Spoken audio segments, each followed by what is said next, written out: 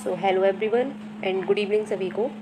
हम लोगों ने लास्ट वीडियो में chemical reaction and equation chapter को बहुत ही ज़्यादा बेस्ट कॉन्सेप्ट एंड एक्सप्लेनेशन के साथ पढ़ा था।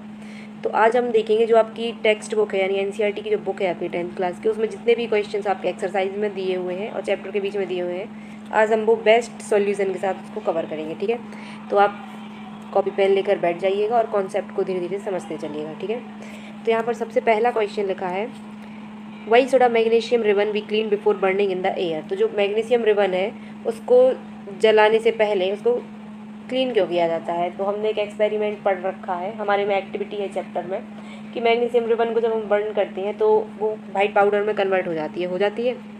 तो उसी वाले एक्सपेरिमेंट की ये बात चल रही है। ठीक है, तो इसका हमें आंसर बताना है क्यों।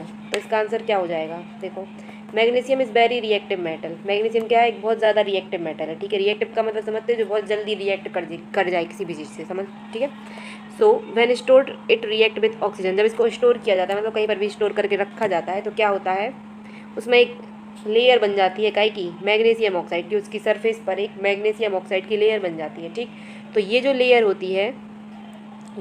होती है मैग्नीशियम ऑक्साइड की इज क्वाइट स्टेबल, मतलब ये बहुत ज़्यादा स्टेबल होती है। एंड प्रिवेंट्स, ये क्या करती है, रोकती है further reaction of magnesium with oxygen. तो उसमें आगे फिर रिएक्शन नहीं हो पाता है। फॉर एग्जांपल हम जैसे ले, मान लो ये हमारा एक मैग्नीशियम का टुकड़ा है। ठीक है, ये मान लो मैग्नीशियम का क्या है, एक टुकड़ा है। ठीक, अब एयर के कांटेक्ट में अगर हम इसको लेकर आए तो एयर के कांटेक्ट की वजह से ये देखो इसके ऊपर मैग्नीशियम ऑक्साइड की लेयर बन गई। ठीक है, ये क्या है, मैग्नीशियम ऑक्साइड। ठीक है, ऐसा मान कर चल सकते हैं हम, ये क्या है, मैग्नीशियम ऑक्साइड की एक लेयर बन गई। ठीक, तो अब ये लेयर बन गई। अब बाकी की ये वाला जो पार्ट है, ये जो अंदर का पार्ट है मैग्नीशियम के, अब इससे तो रिएक्शन नहीं हो पाएगा ना। कैसे हो पाएगा, क्योंकि ऊपर मैग्नीशियम ऑक्साइड की लेयर बन गई, इसकी वजह से जो फर्दर रिएक्शन है वो नहीं हो पाती है। ठीक है, तो यही मेन कारण है कि जो मैग्नीशियम रिबन है उसको क्या करते हैं, क्लीन करते हैं सैंड पेपर से इसको क्लीन किया जाता है ताकि ऊपर की जो ये लेयर होती है वो रिमूव हो सके। ठीक है, और बाकी आगे की रिएक्शन कंटिन्यू हो सके। तो आपको ये क्वेश्चन समझ में आया। अब हम सेकंड क्वेश्चन देखेंगे। सेकंड क्वेश्चन है हमारा, right the balanced equation for the following reaction. जो नीचे रिएक्शन आपको दी गई हैं उनके लिए आपको बैलेंस्ड इक्वेशन लिखनी है। तो इक्वेशन का मतलब हमें उनके सिंबल्स के फॉर्म में लिखना है। तो सबसे पहले हम सिंबल्स के फॉर्म में लिखेंगे, उसके बाद हम क्या करेंगे, इसको बैलेंस भी करेंगे। ठीक है, तो सबसे पहले क्या लिखा है, हाइड्रोजन, ठीक, प्लस क्लोरीन, और क्या बनाता है ये, हाइड्रोजन क्लोराइड। ठीक है, क्या बना रहा है, हाइड्रोजन क्लोराइड। तो ज़रा हम इसको लिखेंगे। ठीक है, तो हाइड्रोजन, इधर पे तो जगह है नहीं है, देखो हाइड्रोजन को हम कैसे डिनोट करते हैं, H से। ठीक, प्लस क्लोरीन को हम कैसे डिनोट करते हैं, Cl से। बट हमें यहाँ पर क्या लेना है, दोनों के गैसियस फॉर्म में लेने। ये तो इनके सिंबल हो गए, H और Cl तो क्या हो गए, इनके सिंबल हो गए। बट हमें सिंबल से कोई मतलब नहीं है, हमें इनके फॉर्मूले लिखने हैं। तो फॉर्मूले किस तरीके से हो जाएगा, H2 और Cl2। ठीक है, और हमारा क्या बन रहा है, हाइड्रोजन क्लोराइड। ठीक, हाइड्रोजन क्लोराइड का फॉर्मूला क्या होता है, HCl होता है कि नहीं होता है। अब आप अगर इन दोनों इक्वेशन को देखेंगे, इस इक्वेशन को के दोनों पार्ट को देखेंगे, LHS को और RHS को अगर आप देखेंगे तो आपको क्या अंतर दिख रहा है इसमें, कि यहाँ पर 2 हाइड्रोजन है, यहाँ पर 1 हाइड्रोजन है, यहाँ पर 2 क्लोरीन है, यहाँ पर 1 क्लोरीन है। तो हमें इक्वेशन को बैलेंस करना है, तो हम क्या कर देंगे, यहाँ पर 2 का मल्टी कर देंगे आगे। ठीक है, तो अब देखो आपकी इक्वेशन बिल्कुल बैलेंस हो गई। ठीक है, गुड। अब आगे देखेंगे, बेरियम क्लोराइड रिएक्ट करता है एल्यूमिनियम सल्फेट से, तो क्या बनता है, बेरियम सल्फेट और एल्यूमिनियम क्लोराइड। ये काय का एग्जाम्पल है, हमने क्या पढ़ा था, डबल डिस्प्लेसमेंट रिएक्शन पढ़ी थी, है याद, उसका एग्जाम्पल है। तो बेरियम क्लोराइड का फॉर्मूला क्या होता है, BaCl2। ठीक, एल्यूमिनियम सल्फेट का फॉर्मूला क्या होता है, Al2SO4 का होल थ्राइस, ये थ्राइस लगा है। ठीक, हाँ एक बात और, इनको देखो ब्रैकेट में ये G और ये G, इसका मतलब क्या है, गैस। ठीक है, ये गैस फॉर्म में, ये क्योंकि गैस ही है। ठीक, इसके बाद ये सॉलिड, एस का मतलब सॉलिड, ये भी सॉलिड, ये भी सॉलिड। ठीक है, तो इस तरीके से भी आपको लिखकर बताना पड़ता है। ठीक है, हाँ तो हम कहाँ पढ़ते हैं, हमारे प्रोडक्ट क्या क्या बन रहे थे, बेरियम सल्फेट। तो ये बेरियम सल्फेट का फॉर्मूला हो गया BaSO4, और ये एल्यूमिनियम क्लोराइड का फॉर्मूला हो गया AlCl3। ठीक है, तो कल भी ये बात समझाई गई थी बहुत अच्छे तरीके से कि यहाँ पर क्या करते हैं, यहाँ का जो एलिमेंट होता है और प्लस में यहाँ पर कुछ होता है। ठीक, तो यहाँ वाला जो एलिमेंट होता है वो क्या करता है, इस वाले को हटा कर इसकी जगह पर आ जाता है। ठीक, और जो यहाँ वाला एलिमेंट होता है वो इसको हटाकर इसकी जगह पर आ जाता है। इस तरीके से हमारी रिएक्शन होती है। ठीक है, ये हमें कल ही समझाता है बहुत अच्छे तरीके से। ठीक है, इसको मैं हटा देती हूँ। ठीक है, तो अब देखो यहाँ पर क्या हुआ, इसमें अभी आप देख पा रहे हैं कि बेरियम की जगह यहाँ पर क्या है, क्लोरीन के साथ बेरियम जुड़ा बट यहाँ पर एल्यूमिनियम जुड़ गया, ठीक है। यहाँ पर सल्फेट के साथ एल्यूमिनियम जुड़ा बट यहाँ पर बेरियम जुड़ गया, ठीक। अब इसको बैलेंस करना है, ठीक है। तो इसको ज़रा लिख कर देखते हैं एक बार। तो देखो हमारी रिएक्शन कुछ इस तरीके से होती, BaCl2 प्लस में Al2SO4 का होल थ्राइस। तो क्या बन रहा था, BaSO4 प्लस AlC, एक सेकेंड,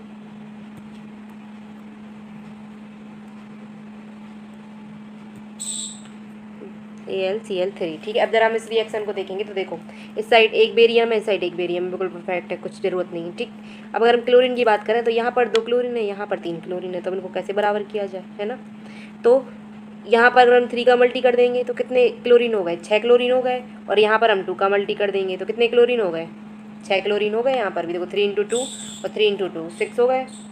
काफ़ी मोटा मार्कर लग रहा है, ठीक है। इतना आया समझ में। अब देखो इतनी तो हो गई। अब एक चीज़ और गड़बड़ हो गई, कुछ गड़बड़ नहीं हुआ, ठीक है। देखो हाँ एक चीज़ और गड़बड़ हो गई, देखो यहाँ पर 3 बेरियम है, यहाँ पर एक ही बेरियम है, तो इसको भी तो बराबर करना पड़ेगा। तो देखो यहाँ पर हम क्या कर देंगे, 3 का मल्टी कर देंगे, ठीक है। तो देखो ये 3 बेरियम हो गए, ठीक है। अब देखो सल्फेट को देखो तो यहाँ पर 3 सल्फेट हो गए, ठीक है। अब हम इस वाली इक्वेशन में अगर देखें तो यहाँ पर भी क्या हो गई, ये 3 सल्फेट हो गए, ठीक। इतनी बात आई समझ में। और बस हमारी और अब फाइनल हमारी इक्वेशन जो बन गई है, अब आप उसको ध्यान से देखें तो आप बिल्कुल देख कर बता सकते हैं कि हमारी बिल्कुल परफेक्ट बनी है। जैसे यहाँ पर 3 बेरियम है तो यहाँ पर भी 3 बेरियम है, यहाँ पर 6 क्लोरीन है तो यहाँ पर भी 6 क्लोरीन है, यहाँ पर 2 एल्यूमिनियम है तो 2 एल्यूमिनियम यहाँ पर है। यहाँ पर ये क्या लिखा है, SO4 का होल थ्राइस, ठीक है, यानी 3 SO4 है। तो यहाँ पर भी देखो 3 SO4 है, ठीक है। तो आप अगर इस इक्वेशन को देखेंगे जो आपकी नोट्स में लिखी है तो आप इसको भी ध्यान से समझें। तो देखो आप इसको देख सकते हैं क्या है, सोडियम को जब वाटर के साथ रिएक्ट कराते हैं तो क्या बनता है, सोडियम हाइड्रोक्साइड और हाइड्रोजन बनता है, ठीक है। क्या क्या बनता है, सोडियम हाइड्रोक्साइड और हाइड्रोजन बनता है, ठीक है। तो हम इसको ज़रा कैसे लिखेंगे, सोडियम को कैसे डिनोट करते हैं, Na से, ठीक है, प्लस वाटर को कैसे डिनोट करते हैं, H2O से करते हैं। बनता क्या है हमारा, सोडियम हाइड्रोक्साइड। सोडियम हाइड्रोक्साइड का फॉर्मूला क्या होता है, NaOH, ठीक है। और साथ में क्या बनना है, हाइड्रोजन। तो हाइड्रोजन अकेला H तो लिखा नहीं जाएगा, गैस के फॉर्म में लिखा जाता है, यानी H2 के फॉर्म में लिखा जाएगा, ठीक है। अब साइड देखेंगे LHS साइड और RHS साइड, तो हमें क्या कमी लग रही है, क्या क्या कमियां लग रही हैं बताइए भैया।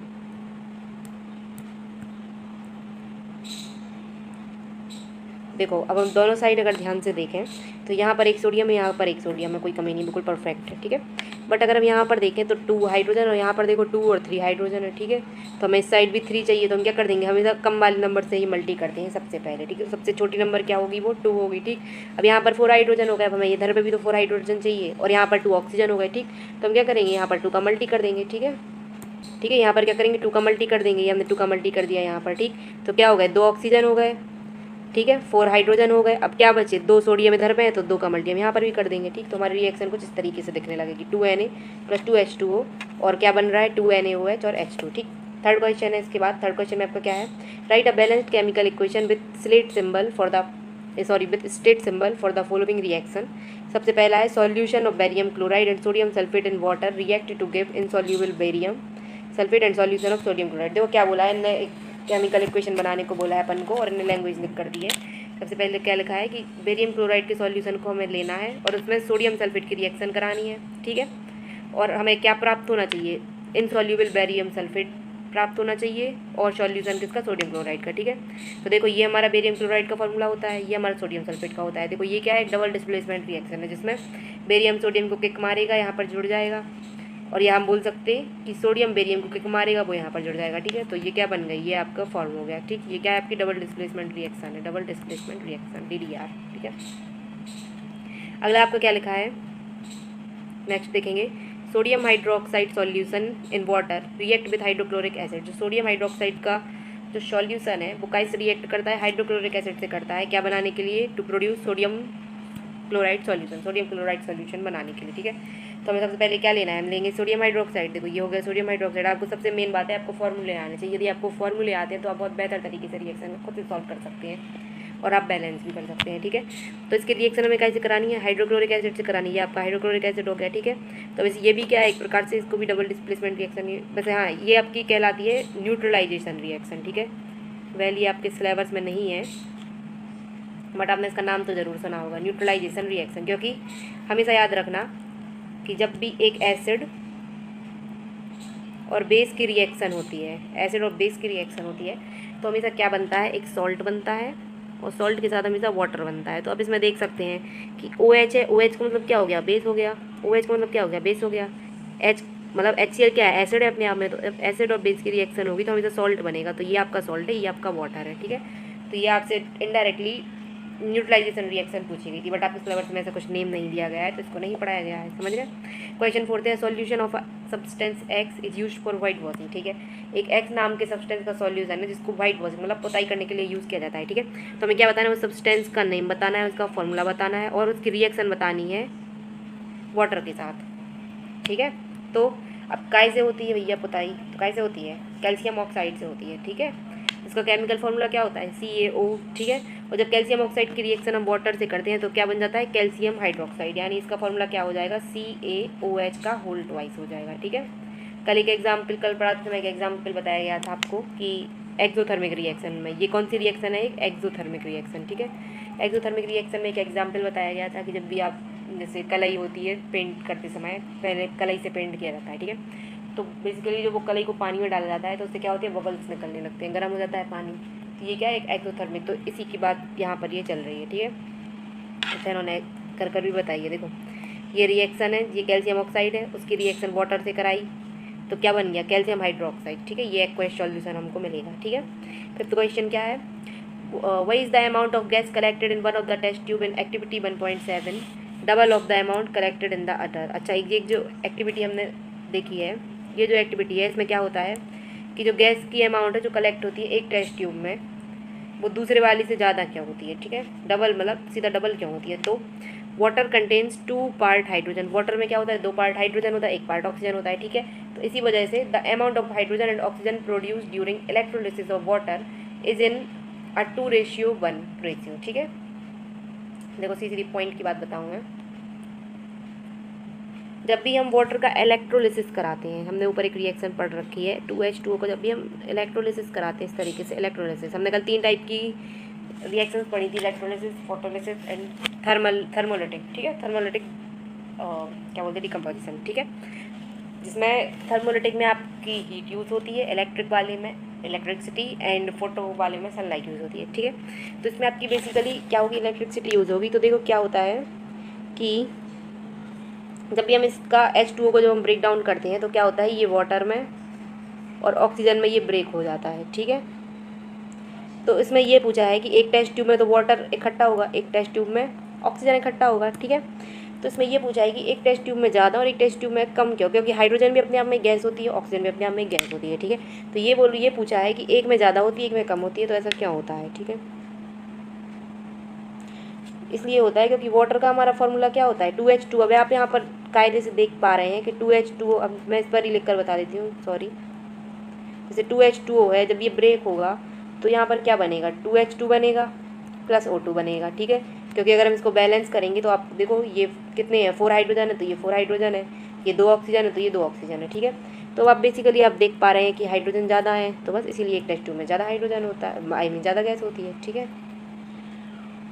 चलिए, why does the colour of copper sulphate solution changes when iron nail. अच्छा हमने एक और रिएक्शन पढ़ी थी कि जब हम एक लोहे की कील को हम कॉपर सल्फेट के सॉल्यूशन में डालते हैं तो कॉपर सल्फेट सॉल्यूशन कौन से ग्रीन कलर का हो जाता है, गंदे से, ठीक है। तो ऐसा क्या होता है, क्योंकि इसमें क्या होता है, कल भी बताया था कि जो आयरन होता है, आयरन कॉपर से ज़्यादा रिएक्टिव होता है, ठीक है। तो आयरन क्या करता है, कॉपर को किक मारकर, और खुद जो सल्फेट है, सल्फेट के साथ देखो ये खुद यहाँ पर आप देख सकते हैं, खुद यहाँ पर जुड़ गया, ठीक है, कॉपर को साइड में कर दिया। तो ये जो सॉल्यूशन बनता है, देखो कॉपर सल्फेट ब्लू कलर का होता है, जैसे ही ग्रीन कलर का बन गया सॉल्यूशन तो समझ जाओ कि उसमें आयरन सल्फेट बन चुका है, ठीक है। बस इतनी सी बात है। Given example of a double displacement reaction other than the given in the activity 1.10, sodium carbonate react with calcium chloride to form calcium carbonate. अब इसमें क्या बोला है कि हमें एक एग्जाम्पल देना है डबल डिस्प्लेसमेंट रिएक्शन का, जो कि आपकी बुक में दी है वो नहीं देना है, ठीक है। अपने उससे देना है, अपने आप से बनाकर, मतलब ये आपको उन्होंने एक्टिविटी ये तो बताई है रिएक्शन, बट उसको इक्वेशन में कन्वर्ट करना है, तो कुछ नहीं, ये कर लेंगे, हम लोग को फॉर्मूला आता है। सोडियम कार्बोनेट है, सोडियम कार्बोनेट का फॉर्मूला क्या होता है, Na2CO3, ठीक है। और कैल्शियम क्लोराइड का फॉर्मूला क्या होता है, CaCl2, ठीक। तो हमारा क्या बनता है, कैल्शियम कार्बोनेट बनता है और सोडियम क्लोराइड बनता है। बस आपको सीधी मेन चीज़ क्या है, आपको फॉर्मूले आने चाहिए। यदि आपको फॉर्मूले आते हैं तो आप आराम से कोई भी आपको रिएक्शन वो दे दें, आप आराम से क्वेश्चन को बना सकते हैं, ठीक है। बस फिर हमें इसमें बैलेंस करना है, ठीक है। तो आपका ये इस तरीके से हो जाएगा।